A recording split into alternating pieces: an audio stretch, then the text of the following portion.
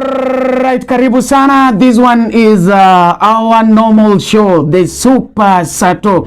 It's very super. We always bring for you those people that you long to see, those people that you always long to listen to, the stories that you are yearning to hear from our very, very humble artists, the artists that we value so much. And today, as you always comment to me and you request that I bring Amiso Thwango to this platform today, I have this guy here, Amiso Thwango. We want to hear where that English came from. Man.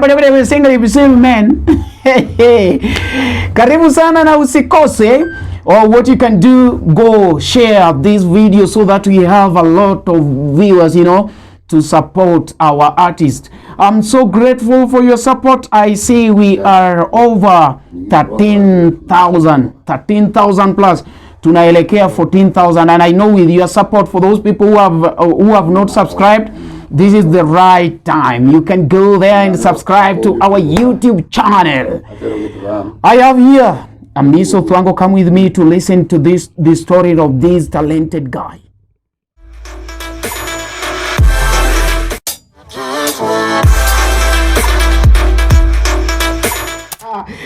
Karibu sana kwa mara nyingine tena.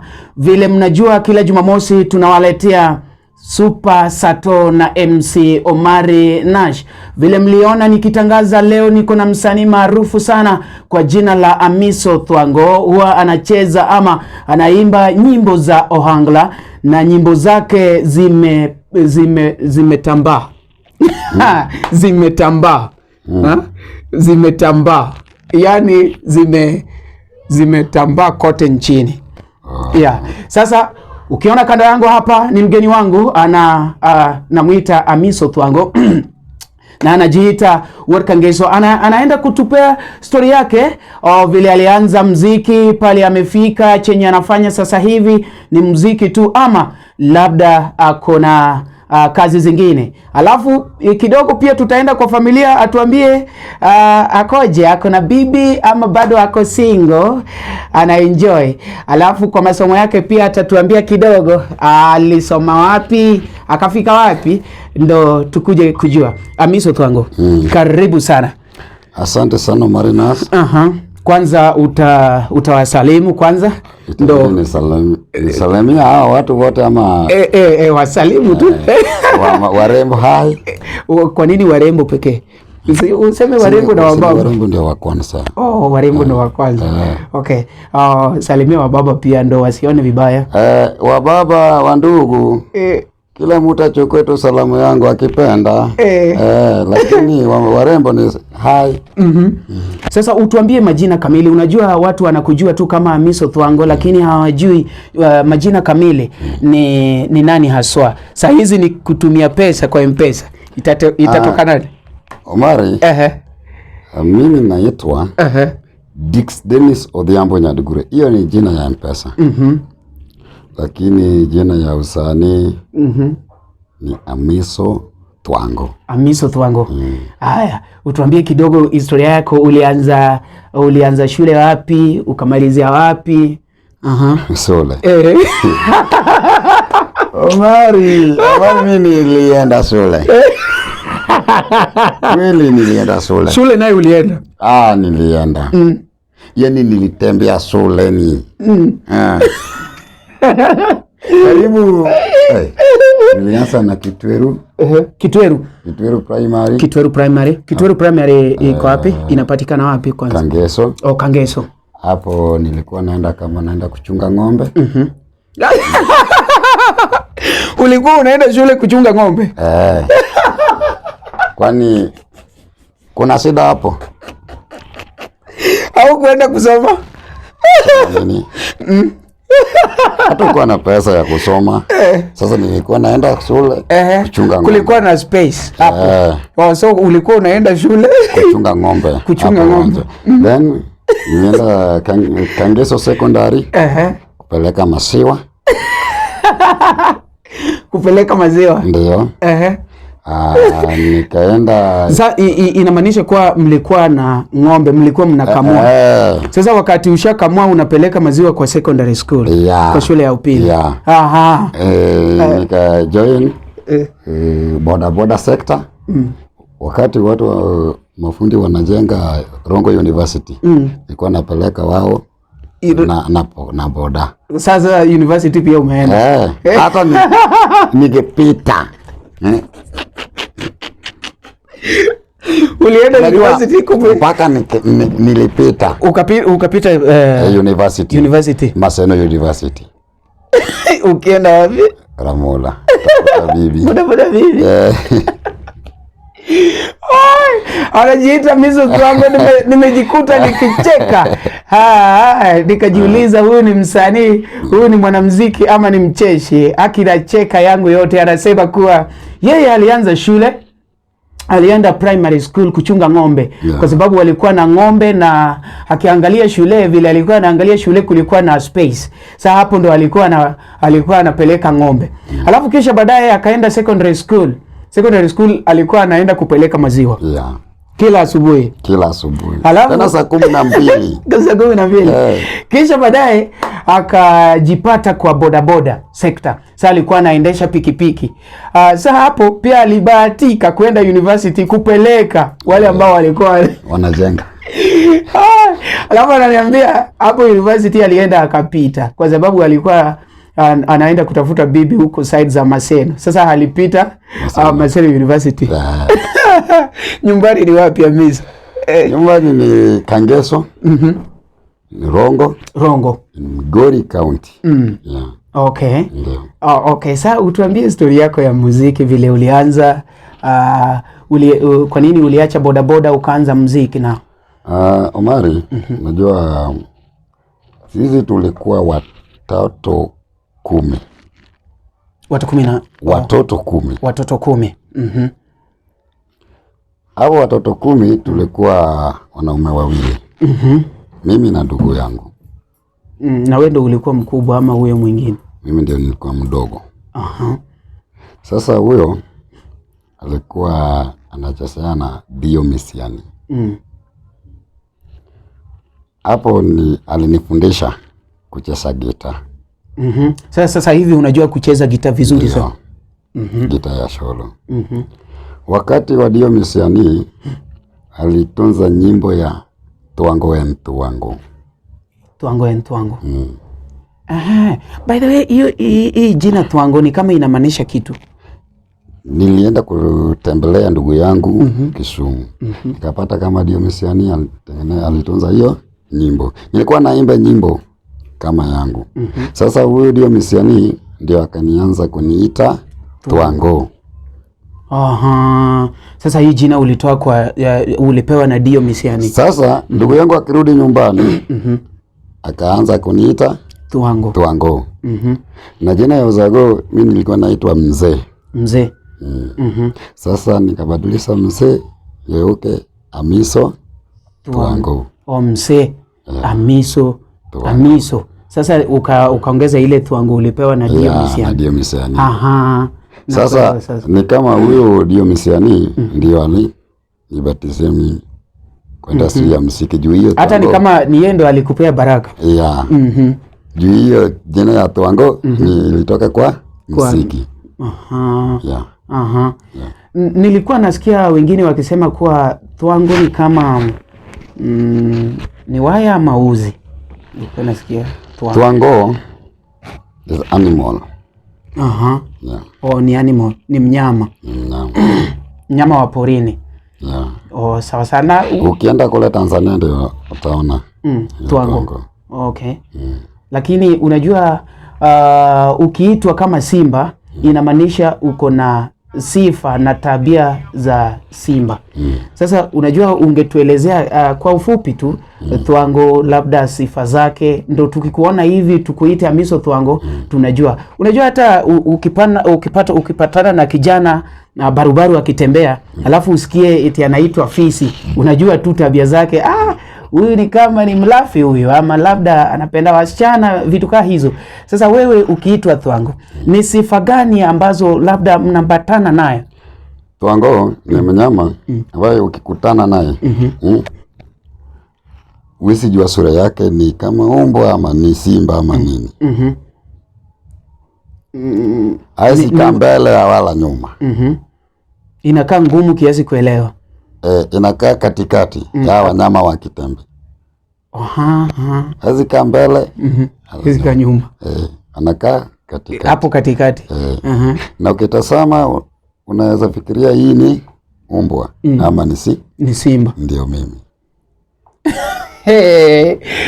Unasikia tu mtazamaji, kwa wale ambao wanatutizama pale, na kuambia leo niko na Amiso Thwango, anatuambia story yake kidogo vile alianza muziki. Unasikia hata jina Thwango vile ilikuja, alipewa na Dio Misiani mwenyewe, wakati bado alikuwa mwanamuziki maarufu sana, ndo walikutana na Amiso ambaye alikuwa anaitwa Mzee, na akabadilisha akakuwa Amiso Thwango. Sasa Amiso, utuambie sasa vile ulianza muziki. Umetuambia vile ulienda kutembelea bradhako, ukapata walikuwa wanafanya kazi na Dio Misiani, alafu ndo ukapata jina. Sasa utuambie, ushapata jina sasa, wewe ni Amiso sasa. Bado nilikuwa naenda shule. Wakati huo. Bradhangu alikufa. Tukitoka nyumbani na mamangu, tukaanza kuishi kwa kanisa. Bado hapo maisha ilikuwa ngumu, changamoto, nika drop shule. Nikaingia kwa jua kali sector. Umari mimi nilikuwa najua kutengeneza beseni. Isi majiko. Besheni kuchoma hizi. Kuchoma beseni. Labda ikisha pasuka, so unataka najua vizuri. Okay. Kutengeneza ile taa ya samani naitwa nyangile. Hizi jiko. Najua kutengeneza betri ya gari ikiribika mimi ndio unaweza tengeneza. Irudi sawa. Sasa nilifanya tu hivyo. Hiyo nayo jua kali kabisa. Hiyo tuseme tu ulikuwa umeiva kabisa kwa jua kali. Nikitoka hapo juu nilikuwa najua kucheza gita. Nikaenda kwa Mundi Longelelo nikajoin. Nilikuwa hapo. Umefanya kazi na Mundi Longelelo kidogo. Ama ndo alikuwa wa kwanza? Nilienda kama najua tayari. Sio kunifundisha. Nilienda kama mtu anajua kazi hiyo, kucheza gita na kutafuta pesa. Hata kuimba nilikuwa naimba. Kutunza nyimbo nilikuwa natengeneza peke yako. Peke yangu. Hata wakati nilikuwa kwa shule ilikuwa nilitengeneza nyimbo nyingine. Nikapea bradhangu kama bado mimi naenda shule. Akatoa. Alitoa hiyo nyimbo lakini ikuit juu. Kuit kuna benga sio rahisi. Sasa nikaenda kwa Longelelo. Mamangu alikuwa kwa kanisa. Maisha ya muziki saa zingine kuanga na mchangamoto sana. Nikawacha, nikarudi kwa ile jua kali sector. Nikaingia kwa boda. Nikatoka kwa boda, nikaenda kuchungia watu ng'ombe. Nikitoka nikarudi tena, nikaanza muziki. Hii ya Wangala.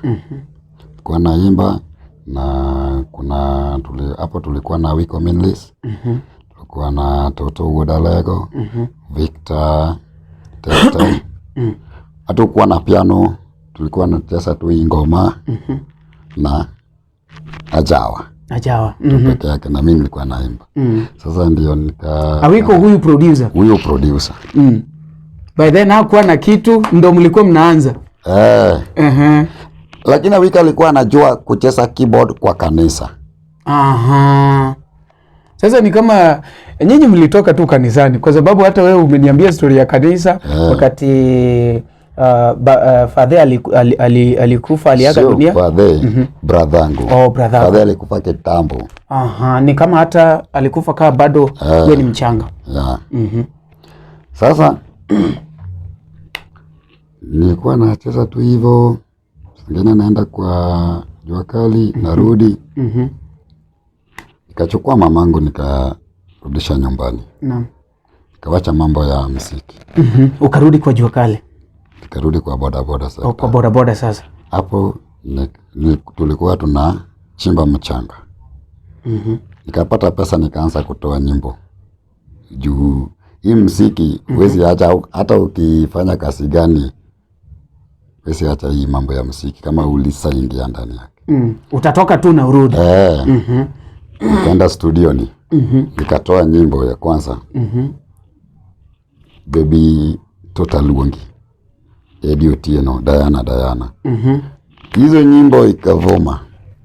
Hivyo tu vile hivi ukatoa zikavuma. Sasa nikienda nasikia Diana tulingo ngetiende Baby Total Wongi Eddie Otieno. Nikirudi studioni tena nikatoa Ajosa. Ya Ajosa. Watu wenyewe bado waruenjo penye bado. Bado. Ajosa. Hiyo waruenjo penye nyimbo yangu ya 16. Nadhani hapo ndo nimekujua. Nikitoa nyimbo inasikiza. Nikatoa Jasem Jakinda. Ikavuma kabisa. Jasem Jakinda katumonyo katobili. Sasa nikaamua kuacha jua kale zaina nikaingia kwa muziki. Hadi leo. Hadi wa leo. Ai! Hiyo ni jani. Na sasa hivi naona uko Nairobi. Ndio. Unaweza tuambia kuwa saa hizi uko Nairobi hivi ama huwa unakuja tu Nairobi labda ukiwa na show na saa zingine unarudi nyumbani ama umebase wapi sasa? Mimi niko hapa Nairobi. Uko na band, full band huko Nairobi? Hapa Nairobi. Na watu wangu wote niko hapa Nairobi. Okay. Sio familia, watu wa mchezaji. Yani nikisema watu wangu wote utadhani kama bibi, mamangu ama ndugu yangu. Watu wako Nairobi. Hapana. Alright, bado nakuambia kwa wale ambao labda ndo mmeingia, nakwambia leo niko na Amiso Thwango. Unaweza tuliza maswali ama umuulize ako hapa, labda atatusaidia kwa yale ambayo yote labda mtakuwa mnauliza. Ako hapa atatuambia ni changamoto yapi ambayo labda anakumbana nayo kwa nyanja ya sanaa, na kisha baadaye pia atatuambia zile vitu nzuri pia ambayo labda ashapata kwa sanaa. Sasa Amiso Thwango, unajua huwa nasikia kwa kuingia Nairobi ndo ngumu. Kuingia tu kutoka ni rahisi ama? Kutoka Nairobi naye ni rahisi kabisa. Unaweza lala njaa hivi na kesho ulale njaa urudi Nairobi. Si kama Mombasa. Unajua kukuja Nairobi ni ngumu kuliko kurudi. Kupata fare ya kurudi kukuja Nairobi. Ndo ngumu. Ndio ngumu. Lakini nilikuwa nasikia eti Mombasa kuingia ni rahisi. Kutoka ni ngumu. So nilikuwa nashangaa. Hii Mombasa kuna wengine ambao huwa wanachukua watu bure bila fare. Wanapelekwa. Kwa sababu mimi wakati wangu wa kwanza wa kuja Nairobi haikuwa rahisi. Haikuwa rahisi vile, kwa sababu nakumbuka by then sijui ilikuwa 500 700 hivi. Unajua. So ndo maana nakuuliza. Kuja kutoka tu nyumbani bila gari yako, tuseme tu public, na umebeba kila mtu, ni ngumu sana. Alafu kupata vile labda unataka kuanza maisha, upate pale pako pa kuishi na vilabu pia ni ngumu. So utuambie mara yako ya kwanza kuja Nairobi ilikuwaje? Uliletwa na mtu ama ilikuwaje ukajipata uko Nairobi? Unajua wakati nilikuwa na hit ile nyimbo ya Sente ile ya Jasem Jakinda, nikakuja kwa kucheza Nairobi tour. Na nyimbo yangu ilikuwa nachezewa hapa Nairobi. Sasa nilikuwa najulikana. Sasa walikuwa wanasikiza nyimbo lakini hawakujua mwenye ameimba ni nani. Nikakuja kaenda Dandora, Kibera, nikarudi nyumbani. Sasa wakati nilikuwa narudi panga ni hizi hapa Nairobi, nilikuja kwa marafiki zangu. Ulikuja tu kwa marafiki? Akina Ben. Jaro Friday. Kwa Emma Jalamu. Jaro ambaye anafanya kazi kwa Emma. Namfahamu vyema. Anaitwa Jaro Friday. Big up bro. Big up. Nikaishi kwa nyumba zao. Then nikaanza kuleta watu wangu moja moja. Ukaanza na mtu wa piano. Juu unajua wasanii na wa piano. Al-Shabab. Then nikaleta wale mpaka wakakuja wote. Hadi sasa tunaishi hapa Nairobi tunacheza muziki. Na huwa Al-Shabaab tunaweza mpata kweli? Bwana nimesikia huyu jamaa Al-Shabaab na huyu Albino. Albino pia. Huwa nasikia Al-Shabaab na Albino. Al-Shabaab, Albino like hiyo ni wa keyboards. Ukisikia ni kama unawapenda sana, ndo najua hao ndo walikuja wa kwanza. Hapana, Al-Shabaab alikuja na George Dundo. Albino ndiye alikuja wa mwisho. Wa mwisho? Kuna ngoma yako kweli ambayo haujataja huyu jina nani anaitwa aje? Albino? Sijui unaanza tu hivi. Albino. So natamani kuona wewe jamaa. Lakini so ulianza kualeta moja. Hadi Mungu atatujali tukaishi hapa Nairobi. Na saa hizi mko Nairobi. Fans wametukaribisha. Hata saa hizi tunafanya maso, tunapata kidogo. Maisha yanaendelea. Lakini ni kama ulikuwa na changamoto sana wakati ulikuja. Watu walikuwa wanakuelewa kweli, labda tuseme wakati ulipanga show ya kwanza huko Nairobi. Unajua Omari, kitu ngumu kuchezea wenye ujui. Na wao pia wakujui. Wanakujua. Lakini wewe ujui wao ni wake na nani, huyo ni nani, huyo ni nani. Hiyo ndio ngumu. Wao wanakujua. Wanakutambua kama Amiso Thwango. Huyo ni Amiso Thwango, lakini wewe unakuwa kama unaimbia wanyama juu. Huyo ni nani? Hata mtu akiletea ile tengo. Uwezi muita. Uwezi taja jinake. Kwa sababu hapo ndio mchangamoto ya kwanza. Lakini ukisajuana na watu, mwanze marafiki, hapo maisha inaendelea. Wakati uliingia hakuna wasanii ambao labda walikukaribisha? Unajua kuna wasanii ambao walikuwa hapa Nairobi. Si ndio? Wale ambao walikuwa wanapanga show kama kawa, wao walikuwa wanaendelea na maisha.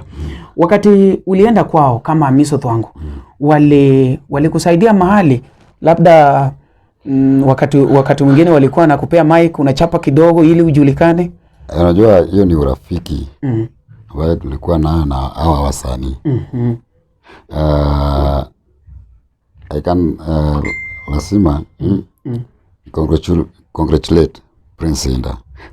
Wakati nilikuja kwa launching yake. Ile ya Shujaa Mall ya. Mimi nilikuja tu kwa hiyo launching alafu nirudi nyumbani. Huyo Prince ndiye akaniambia, wewe fanya hivi Amiso. Usirudi nyumbani. Kaa tu hapa Nairobi, hata maisha ikiwa ngumu namna gani. Weka hapa Nairobi. Prince Inda, popote ulipo, big up. I can remember siku hiyo alinipatia 4,000 ya mfuko. Siku hiyo nikatoka hapo kaenda kulala kwa nyumba ya Benosea. Nikitoka hapo kaenda kwa nyumba ya Jaro. Nikitoka kwa Jaro nilienda kwa rambe ya Robi Jaoloa. Kule Tao. Tukitoka na Freddy Jakadongo hadi nyumba yake. Nikalala siku 2. Nikatoka hapo nikarudi kwa Jaro. Hapo ndio nikaamua niletea wale watu wangu wakuje tuanze hii safari. Ai, kumbe marafiki tumewapongeza sana, na tuwe na moyo huo. Labda ukipata mtu unaweza msaidia mahali, tafadhali tusaidiane, kwa sababu haujui kesho huyo jamaa atakuwa nani. Nami pia nimesaidiwa na marafiki, na nasema huwa na washukuru sana, nawaambia endelee na moyo huo. Sasa Amiso, wakati tuko hivi, kuna mwingine ambaye labda anataka kuingia kwa muziki. Anasema Amiso, mimi najua kuimba. Kama mimi watu saa zingine wanaona nikifanya ucheshi na saa zingine naimba. Watu wananiambia kuwa Umari uko na sauti nyororo. Tunataka ukuwe msanii, uanze kuimba, ukuwe kama Amiso. Lakini huwa unajua siwezi ingia tu hivyo, kwa sababu nami pia niko na kipaji na ambayo labda nilipewa na Mungu Maulana. Sasa wewe kama msanii, ni maono gani ama unaweza ambia je wale ambao labda wanataka kuingia kwa sanaa wanataka kuwa mwanamuziki, wanataka kuwa ohangla, wanataka kuimba ohangla. Omari, hii kwa maisha ya binadamu tuko na kitu huwezi fundishwa. Hata ukitembea hadi wapi. Kuimba huwezi fundishwa. Hata ukitembea hadi wapi. Unaweza jua kuimba, lakini kutengeneza nyimbo, kutunza naam, huwezi. Hiyo ni kipaji. Sema Mungu akupe. Like nikipata yako naweza chapa vizuri kabisa. Lakini sasa ukinipea fursa, Omari, tunga yako. Huwezi. Unaweza fundishwa tu ucheze keyboard, ajawa ama nini. Lakini kuimba. Na hapo ndio hawa wasanii wengi walisangukia kwa mtihani. Juu wanataka waishi kama boss wao. Lakini hawana hiyo kipaji. Hawana kipaji. Naam. Nakuelewa. Sasa nataka kumwambia hawa wanataka kuingia kwa industry ya music. Ukitaka kuingia kwa industry ya music, sikiza sasa. Kwanza angalia wewe mwenyewe. Ujiangalie. Uko na hiyo kipaji. Sasa unaweza imba hata kama unalala ama nini. Kama unataka tu kuingia kwa muziki juu kuna msanii marafiki yako ama kuna msanii mwingine alikufa karibu na kwenu. Ama umeambiwa na watu unaweza imba. Ama umevaa kama wasanii. Utagonga ukuta. Eti mimi saa hizi nataka kuwa msanii. Kwa sababu unajua kusema eti Omina Tieno. Utaimba Omina Tieno hadi. Okay. Sasa unataka kuambia kuwa wajiangalie kwanza. Kama uko na kipaji. Amiso Thwango anajaribu kutuambia kuwa kama wakati nilienda kwa shule nilikuwa naimba. Nilikuwa naanza kutunza nyimbo. Wakati nilikuwa shuleni. Tayari nilikuwa naanza kutunza nyimbo.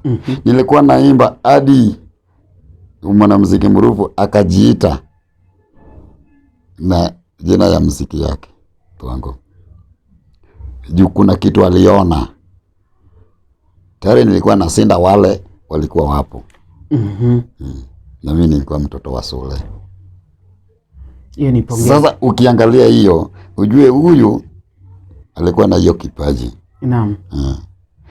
Na ukihesabu nyimbo zangu zote sasa hii ni kama 17. 117. Not 117.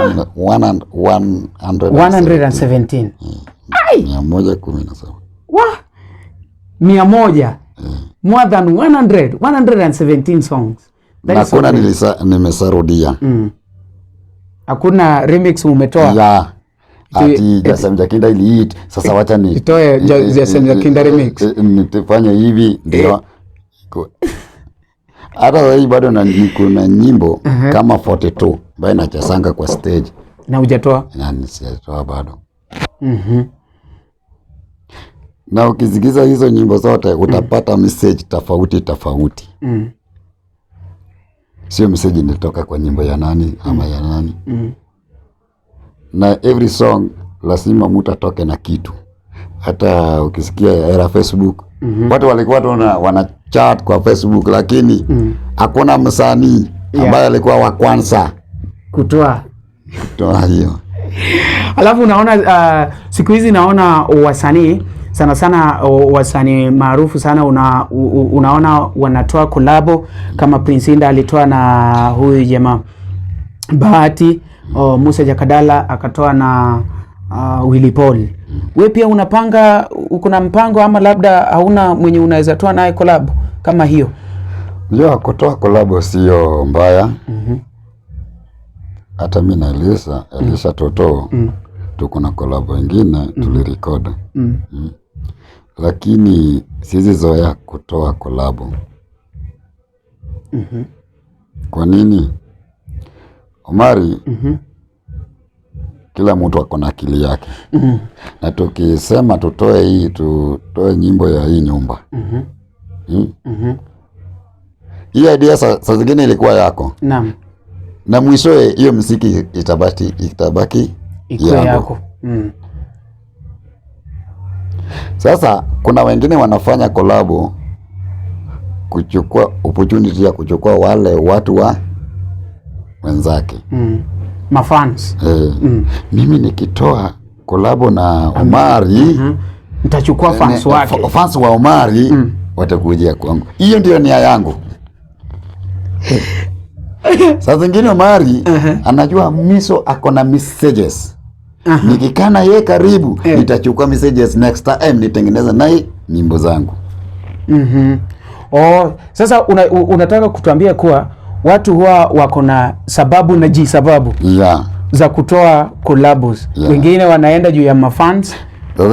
Wengine wanafanya hii collabo.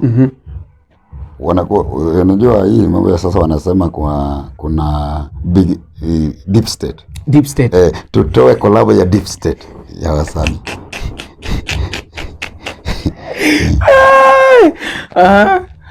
The top stars. Sasa Amiso akienda akitoa collabo na Prince, watu wakaanza kusema siku hizi Amiso wako juu. Kwa sababu walitoa na Prince. Alitoa na Prince. Na acha nikuulize, ni ukweli kuwa ukitoa collabo na Prince Inda utakuwa pale ako, ama labda tuseme unaona Omari akishine alafu tufanye collabo moja na wewe, ni ukweli kuwa wewe pia utakuwa pale niko, ama labda utarudi tu pale ulikuwa? Zingine unaweza urudi chini kabisa kuliko vile ulikuwa.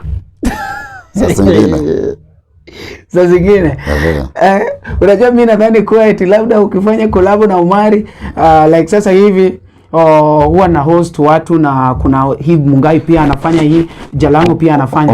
Omari wacha nikwambie kitu ambaye kuna mtu haoni. For example, tukizika mkono hivi, tumeshikana sasa, tunataka tuende hapa chini, na basi ninguke chini, we pia nitaanguka kwa sababu tumeshikana hivyo. Sasa uzitamani kukua kama mtu wako juu, uone ati we uko chini. We omba Mungu yako, wakati utaingia hapo yule atasuka. Hiyo ni message wamesikia kabisa. Lakini ukienda ukana yeye hapo akisuka, we pia utasuka, mnaanguka na yeye. Na we utanguka kabla hujakula, na yeye alishakula hapo juu. This is a message to our upcoming artists that do not see somebody topping and then you admire to do a collabo with that person. Have your personal reasons to do that. It's not that we are discouraging you, but it's a message from our artists that, you know, when someone is at the top, you know, at one particular time the person must come down. And so when you are holding one another, know very well that when the person will come down, then know that you'll come down with that person. That is the message from Amiso. For example, mimi Amiso Thwango, kuna stage niko naam, sindio? Na kuna wale wako juu, wale wako katikati, na kuna wale wako chini. Sasa yule wako chini wanatamani kufanya collabo na Amiso. Naam. Ndio watakuja wakaanza mimi siku hizi niko juu, nifanya collabo na Amiso Thwango. Na Amiso akianguka chini hivi ye pia atakuwa ameanguka. Lakini kama angebaki tu pale pale, aombe Mungu afanye bidii akuja hapa, nikianguka hapo atabaki yeye mwenyewe. Exactly. Sasa hiyo itabaki kama historia. Wakati 2022 Amiso Thwango na Omari siku hiyo ilikuwa moto. Siku yao wao walikuwa moto bwana. Wale inamaanisha imebaki historia. Lakini kama tungeenda tu pole pole Amiso anguke awache Omari, Omari pia akianguka awache mtu. Ni hivyo. Alafu Amiso, acha tu nikuulize, kuna chenye inaendelea kuwa wanamuziki wao hawapendani, si ndio? Hawapendani. Unapata kuwa labda umeenda kwa mwingine, unataka usaidizi, anakufanya tu hivi, Labda mwingine pia akiwa na umari anaongea vibaya kuhusu we pia ukiwa na yule mwingine unaongea vibaya kuhusu msanii fulani, ni ukweli ama ni chocha tu kutoka kwa hiyo ni wafuasi? Hiyo ni kila binadamu akona hiyo tabia. Hata wewe pia Umari kila binadamu akona hiyo tabia, alisalewa na hiyo tabia. Lakini kupendana sio kufanya kolabo. Nikisema vile nilisema watu watasema Amiso anasema hataki nani ama hataki nani achukia nani. Hapana. Kupendana sio inamaanisha mfanye kolabo ndio watu wajue mnapendana. Haimaanishi nikipenda wewe hata nikiwe kwa nyumba yangu nakupenda bado wanipenda. Sio lazima ati tufanye kolabo ndio tuone kama tuko na relationship. No. Tuko kwa industry moja, ukiwa na shida unaweza come, wewe pia ukiwa na shida unaweza kuja. Okay. Huyo ni Amiso Thwango anasema kuwa kwa wanamuziki hatuwezi sema kuwa ni wanamuziki ndio hawapendani, lakini ni tabia ya binadamu. Ukiwa na mtu anaweza ongea vizuri kuhusu, lakini kisogoni atasema matope mno. Bado nataka kuambia kuwa tuko na Amiso Thwango hapa. Labda kama chenye unaweza fanyia msanii kumsupport ni kuenda pale YouTube and subscribe to his YouTube channel. How do you call your channel? Unajihitaji kwa YouTube? Amiso Thwango. Amiso Thwango. Amiso Thwango ako na vitu kalikali, unaweza enda hapo utapata Cynthia. Cynthia ndo yule wa tire ngato na tere kata ngato ndengatangendu niyo. Mimi pia naweza imba. Nataka labda uniweke kwa bendi yako nikuwe hata backup artist. Nikupe backup. Mari, fanya tu bidii. Hiyo tu ndio nilisema tu katika chache hapa. Fanya tu bidii kwa hiyo yako. Nichukue line yangu. Nizione eti saizi Amiso amehit, acha niende kwake nimpe backup. Kama ingekuwa hivyo hakuna msanii atatoka mpya. Hakuna. Amiso akihit wasanii wote wako hapa. Nani akihit wasanii wote wako huko. So inatakikana mtu ajijenge. Jenga brand yako, utoke kama MC Omari Nash. Wewe ukifanya interview na comedy fanya hiyo. Wewe pia sio lazima ufanye kama Omari ama ufanye kama nani, uimbe kama Amiso. Mbona wewe unataka kuimbe kama Amiso? Amiso alikuwa anaimba kama nani? Hata unataka ukue kama Prince Inda. Prince Inda alikuwa anataka akue kama nani? Wewe unataka kuimba kama Amiso. Amiso alikuwa anaimba kama nani? Unataka kuimba kama upige kama wewe. Imba kama wewe. Acha kuiga wengine. Eti kwa sababu Amiso anasema vitu zingine kabla anze. Wewe pia unataka kufanya hivyo. La hasha. Jenga yako, kuja na brand yako ikuwe tofauti. Hiyo ni sauti ya Eli Toto. Eli Toto akona sauti yake. Akona sauti yake. Anaimba kama Eli. Kama Eli. Sio ati Eli anaimba kama Godfrey, hapana. Ako Eli Toto. Sasa hata wewe jenga tu hiyo yako. Watu watamani. Asante sana kwa kunifunza. Unajua hiyo ni funzo. Sasa kama nilikuwa natamani kuja labda kwa bendi ya mtu, nishajua kuwa chenye inafaa nifanye. Sasa acha nikuulize tukitamatisha, kwa sababu naona tushachukua muda. Najua we pia unataka kwenda kwa shughuli zingine. Acha nikuulize nikitamatisha, ni vitu gani ambazo unaweza tuambia ni mbaya kwa nyanja ya sanaa? Kwa sababu kwanza kabisa unajua watu wanasema kuwa wasanii sana sana hao wa Wangla ni washirati. Labda wengine hawana makao, wanaishi kwa wenyeji. Wengine ni kutafuta tu bibi. Ukipata mtu labda amejenga kidogo, unasikia eti hiyo alijengewa.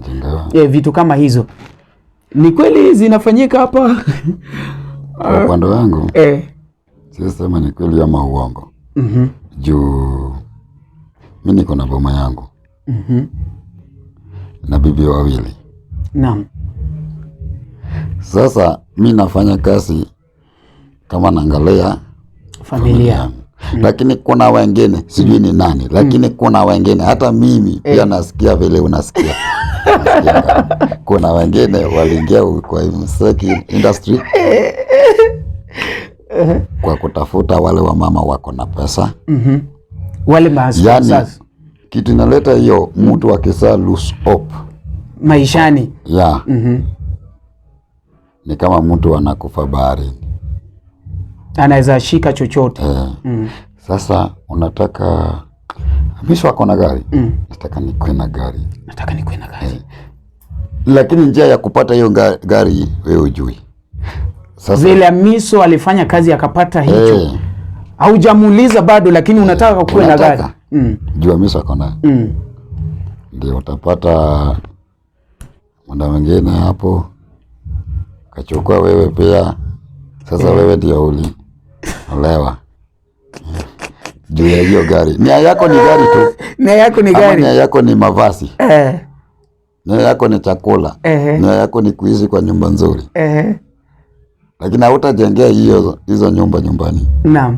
Utaishi tu hapa na hiyo. Hapo. Na ziishi hapo. Na sasa Amiso, acha tu nikuulize, unajua saa zingine muziki inaweza leta pesa, lakini kwa mara nyingine labda unaweza kosa. Si ndio? Kukosa ni rahisi kuliko kupata. Kukosa kwa muziki ni rahisi kuliko kukosa. Sasa wewe kama Amiso, huwa unafanyaje, ama uko na business fulani ambayo labda ukikosa huku kwa muziki unaweza enda na uchukue pesa? Kwa sababu najua kuna wengine ambao umeajiri, si ndio? Wale ambao wanakusaidia kufanya kazi ya muziki. Sasa tuseme tu umeenda kwa show na labda hujapata pesa, na kuna wale ambao wanakufanyia kazi, wao pia waliacha nyumba bila kitu, wanataka wakirudi wakule, wapate vile wanaweza lipa rent na hizo vitu. Huwa unafanyaje sasa? Umeenda show? Kazi yangu ni moja, ni mwanamuziki. Hiyo ni changamoto. Hata ukifungua duka lazima kuwe na changamoto. Sasa ukipata challenge unaweza wacha hiyo kazi yako. Hiyo ndio ukiendelea, ndio bidii. Kufanya bidii ukilala njaa na kesho urudi kwa ile kazi, ndio bidii. Sio bidii ati unafanya kazi unapata kila siku ati unasema unafanya bidii. Hapana. Bidii ukienda ukikosa na kesho pia unaenda. Ndio tunasema hiyo ni bidii. Sasa uzuri ya muziki, bora ujenge marafiki kwa watu. Urafiki. Kila msanii ukiona akiendelea vizuri ako na marafiki. Upendo kwa watu wale ambao wamemzingira. Hiyo tu. Kujijengea friendship kwa watu, hakuna shida yenye utakuwa naye ngumu sana. Alright. Bado mgeni wangu ni Amiso Thwango. Enda pale Facebook, anajiita Amiso Thwango. Follow his page or like his page, share his page, and you can also tell us some of your suggestions that you feel if Amiso can adjust or do them, then he can be where you as his fans expect him to be. Now you can as well go to his YouTube channel. It's called Amiso Thwango, and subscribe to his YouTube channel so that we build the artist. You know, as you build one person, you also move a step ahead. With me, I'm so grateful because you've been supporting me all through, and today some people suggested that I have the Amiso Thwango and he's here with me. We thank you so much for those people who have been active there, and we see your comments. We shall read them and we shall respond as soon as possible. Don't worry, continue building this channel to be bigger. You can as well suggest for us the person that you want us to host here, And so if you also have the decision or maybe some suggestions that you can tell us to adjust, we shall also appreciate so much. Today my guest was Amiso Thwango, and he has given us his story, the way he began until where he has reached now. Now, as we conclude this show, I want to tell you that we can support Amiso Thwango and be where others are, and that's what we are in for. As MC Omari Nash team, we are here to promote the artist.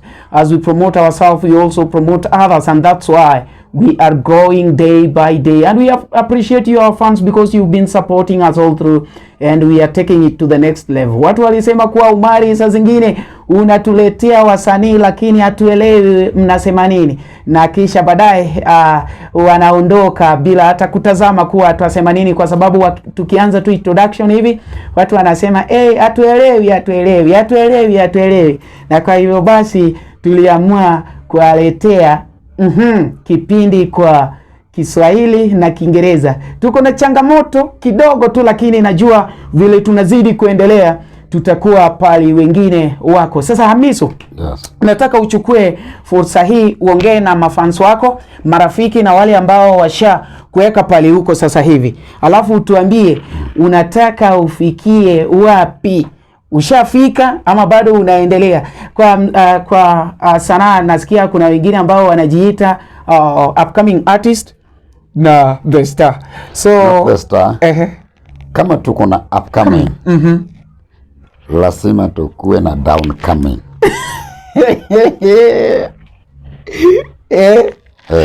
Sasa If you have a star, lazima kuwe na moon. Mwezi. Sasa tuko na Upcoming na downcoming. Tukiwa na star, tukue na moon. Yeah. Okay. Sasa utatuambia wewe mimi ni upcoming. Wewe ni upcoming. Yeah, I'm upcoming. Kuna mahali nataka nifike. Na kama wewe umesafika hapo, ujue wewe you are downcoming. Amiso anatuambia kuwa tuko na two types of artists. You are either upcoming or downcoming. I know you can grade yourself. Ukisaenda mpaka kuwe juu. Hapo what do you expect to come down? Yeah. Hakuna kitu yenye utafanya kuliko zile ambazo ushafanya. Ni either ukue hapa ama ukishafika hapa jua vizuri kuwa downcoming tu ndio umebaki. Because you cannot. Sasa wale wa chini wanakungojea. Wanakusubiri hapa. Nani atarudi lini? Yaani ukienda mahali zile tumerudi. Lakini kama hujafika lazima uende. Bado unaenda. Sasa mimi ni upcoming. So you are upcoming. Yeah, I'm upcoming artist. Okay, I'm also upcoming artist. Wale ambao wanasema mali siku hizi umefika. Sijafika. I'm upcoming. Bado nakuja. Bado nakuja. Na ukiona nimefika hapo hata hizi vitu najua nitaacha, kwa sababu najua vizuri sasa naenda chini. Utakaa tu unatazama vile ulifanya. Zile hii soya nini nilijaza. Hii soya nyingine nilijaza. Hii siku hii nilipata pesa. Kuna the star hapa duniani. Hata kwa siasa nobody star. Sema hata yule ni star no. So inamaanisha if you want to be a good person always maintain to be a coming artist. Maintain. Kuna kitu bado unatafuta. Na kama ushakuwa star, enda nyumbani upumzike. Hakuna star. For example, wewe star lakini bado unaweka poster. Uko star. Na bado unaweka poster. Kwa nini? Siwache kuweka uende tu perform. Bado unaenda studio ni kutoa nyimbo. Ya nini? Unasafika. You are upcoming juu. Kuna kitu ambayo hujatoa. Unataka utoe. Bado unakuja na kitu upcoming. Unajiita sana bado unashare posts. Ya nini? Amiso hapo umenibamba sana. I'll always be an upcoming artist. Wote wasanii ni upcomings. Wote wasanii ni upcomings. So yona mwanamuziki anaimba kama anakaa. Kila mtu no, hapana. Kila mtu ana struggle. Wakati anaimba ana struggle kama yule mdogo, ndio kama huyo tu pia. Hadi wengine wanabeba the handkerchief wana struggle hata ukiona upija father akiimba struggle hata ukitazama hivi unaweza muonea hata huruma huyu jamaa, lakini gari yake yako hapo, lakini bado anataka kutafuta still upcoming, yani kuna kitu bado anatafuta. Emma Jalamo is upcoming. Yeah. Prince Inda upcoming. Ukienda usawa yaenda kwa soya enda. Yeah. Sasa ngine anaimba hadi akafunga macho. Naam. Yeah. Kama ni star mbona anafunga macho? Si bado anataka convince hawa watu wajue Prince Inda ni nani. Ndio kama Amiso sasa hawa mafans ndio wananichanganyikiwa ati huyu ni star, kila mtu bado anatafuta. So all of us we are upcoming artists. Hacha tuwe na humility, you be humble, talk to everyone. Make friendship to these people so that at least anza kusema ati wewe ni star, utadharau yule mdogo. Naam. Na chenye ujui, wacha for example, wacha tu nikwambie. Sai. Somebody is called the king of Wangala, Tony Nyadundo. Yeah. Watu ndio wanaita hivyo. Watu sio mimi. Watu ndio watu ndio wanajiita hivyo, Tony Nyadundo the king of Wangala. Wanasema yo Amiso Thwango the king of mistake. Na Sai. Sasa hivi Tony Nyadundo for example akikufa, nani watafanyia rambe? Sini Prince Inda. Na wakati Tony Nyadundo walikuwa naimba, Prince Inda hakikuwa hata kwa industry ya muziki. Naam. Kama angejua atakuwa star na siku moja Prince Inda atachakia. Kama angejua hivyo, asijiita star. Lady Morin, Nyakudongo seme. Minjo Thombe. Alikuwa anaitwa Queen of Wangala. Wakati alikufa nilipata kama nani aliitwa huyu Elisa Toto. Paro Ganyasuba. Lakini wakati hakujua hata kwa akifikiria kuna siku moja ambaye akikufa atapata kama ili Toto ni binadamu hata kusaidia. Sasa lazima tutafute hadi tukufe. Tukue na upendo kule. Ukipata yule mdogo, ona kama wewe tu mko rank the same. Naam. Mungu ndio akatuwekea kwa nini stages kama stairs, lakini zote inaendea kwa nyumba.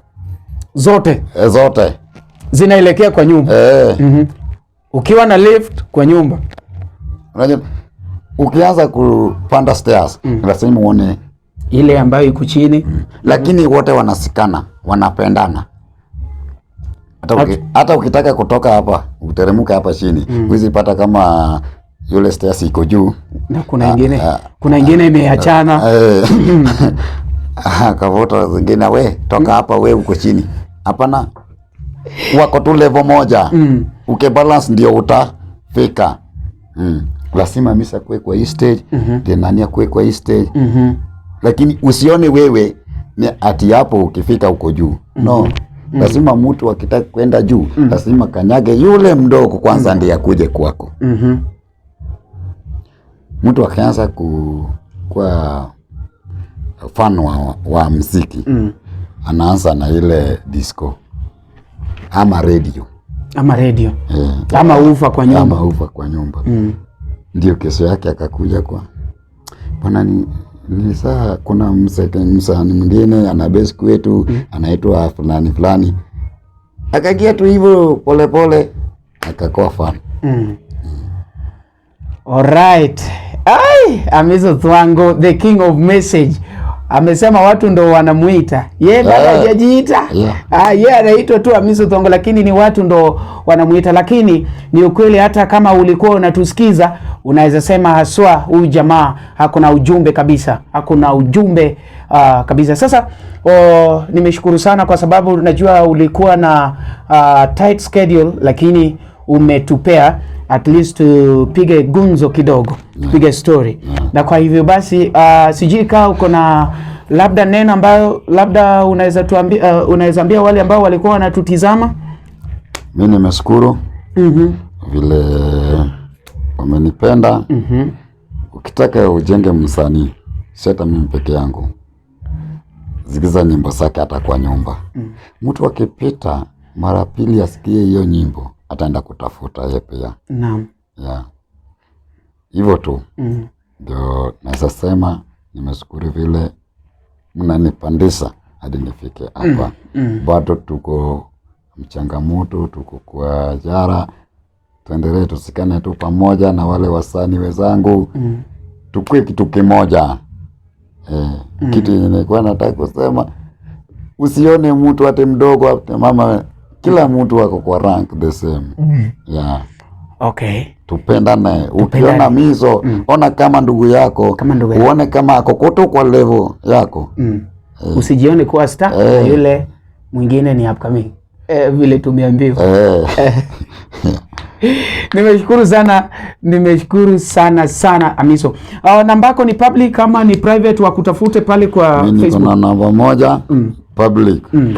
Unaweza wapea basi 0726 055 043. Namba ya Amiso unaweza mpigia, but ikuwe ya support na consultations ambazo inaweza tuweka inaweza tupeleka mbele. Kuna wengine ambao labda wakipata namba ya msanii ameiweka hapo, lakini saa zingine ni beep tu, ana beep alafu ana celebrate inaingia. Si hata hiyo ni furaha. Ni kama wanaenda ku watch ball na akiingia part of entertainment. Hakuna shida, lakini acha tu ni apologize yangu. Ukijaribu mara 3 itaenda kwa blacklist immediately. Itaenda kwa blacklist. So if you want to tuza nambangu, my number is always public, na ndo hiyo inapita hapo chini. Huwa iko tu hapo for business ama for consultation. Kuna wengine anasema Umari, mimi nataka kuwa comedian bla bla bla. Hizo tutaongea tu vizuri, lakini ukichukua kwa unataka kubip, unataka kupiga na private, haitaingia. So we are so grateful kwa wale ambao walikuwa wanatutizama. We are very very much thankful. Amiso, tunataka useme pale kwa sababu unajua na kujenga wewe pia wanijenga, si ndio?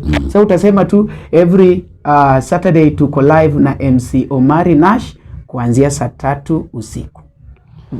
Every Saturday tuko pamoja na Omari Nash kuanzia saa 3 usiku. Pale YouTube. Usikose. We are so grateful. Thank you so much. Let's meet next time, the same place, same time. Thank you very much. Baba ngade. Awo mwinjo kade. Ipos.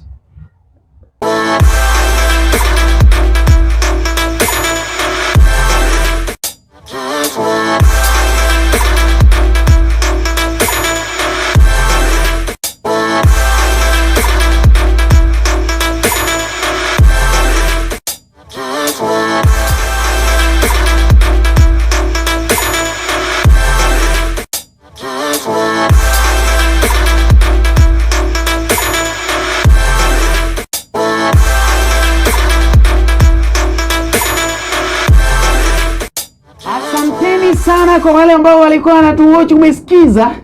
You've gotten the story of Amiso Thwango. You can tell us there the artist that you want us to bring next. Do this. Subscribe to this channel to make it bigger. MC Omari Nash Super Sato every Saturday. Tukutane next time. I'm so grateful for your continuous support. Without you, I cannot be here to talk to myself. Thank you. Let's meet next time.